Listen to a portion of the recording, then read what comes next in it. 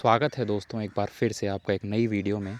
और आज की जो ये वीडियो हमारी होने वाली है, ये होने वाली है इंजन ऑयल या gear oil versus a chain spray. तो इंटरनेट पे ना दो लॉबी बन चुकी हैं। एक वो जो सपोर्ट करती है कि gear oil is much better than a chain spray, and वहीं पर दूसरी साइड जो चेन स्प्रे वाले हैं वो कहते हैं कि नहीं, चेन स्प्रे ज़्यादा अच्छा है गियर ऑयल से। तो इस कन्फ्यूजन में ना मुझे भी बहुत ज़्यादा परेशान किया।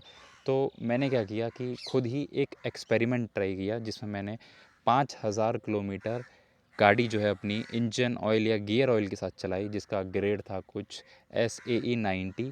तो 90 ग्रेड का इंजन ऑयल था, जो ज़्यादा थिक भी नहीं होता है और इवनली आप चेन पे अप्लाई कर सकते हो। तो वो मैंने यूज़ किया। तो अपना वर्डिक्ट मैं इस वीडियो में बताने वाला हूँ कि मेरे को क्या उसके पॉजिटिव और कॉन्स लगे, एंड बेस्ड ऑन दैट आपका जो ये कन्फ्यूजन है कि कौन सा यूज़ करना है वो दूर हो सके। चलो स्टार्ट करते हैं इस वीडियो को। तो अगर आप ये सोचो कि लोगों को इंजन ऑयल या गियर ऑयल चाहिए ही क्यों था, जब मार्केट में चेन स्प्रेज धड़ल्ले से अवेलेबल है ना।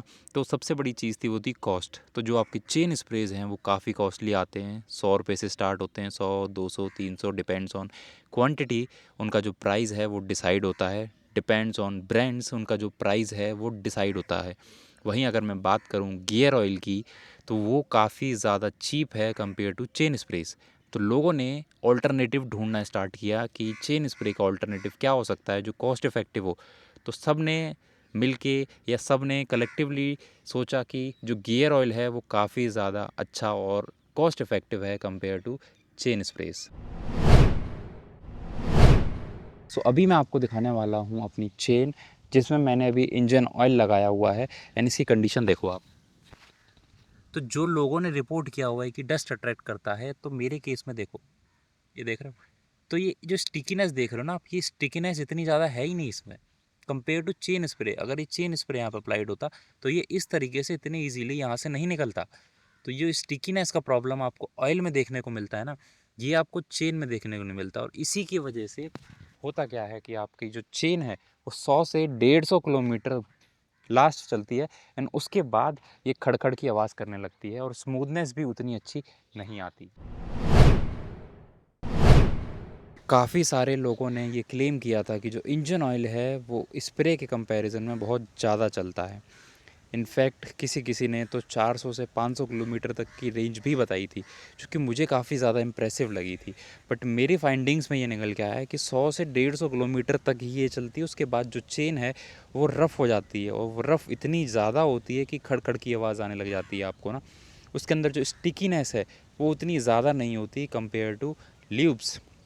तो जो ये दावा था उनका कि 400 से 500 किलोमीटर तक चल पाता है, तो भाई मेरी फाइंडिंग्स में या मेरे एक्सपेरिमेंट में मुझे ऐसा कुछ देखने को नहीं मिला। दूसरा, बहुत ज़्यादा लोगों ने रिपोर्ट किया कि जो आपका ऑयल है वो बहुत ज़्यादा डस्ट अट्रैक्ट करता है।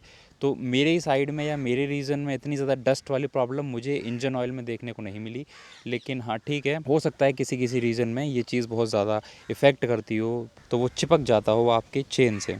So let's talk about the smoothness. तो डेफिनेटली जो आपका चेन स्प्रे है वो इस चीज़ में बेटर काम करता है कंपेयर टू इंजन ऑयल, क्योंकि जो आपकी चेन स्प्रे है उसमें जो स्टिकीनेस आती है उसकी वजह से काफ़ी अच्छी आपकी जो चेन है वो काफ़ी स्मूथ चलती है compare to engine oil. Engine oil में एक चीज़ मैंने नोटिस करी कि 10 से 15 या 20 दिन अगर आपकी बाइक खड़ी है एंड आपने इंजन ऑयल या गियर ऑयल लगाया हुआ है उसके ऊपर, देन वो ऑटोमेटिकली ड्राई हो जाती है ना।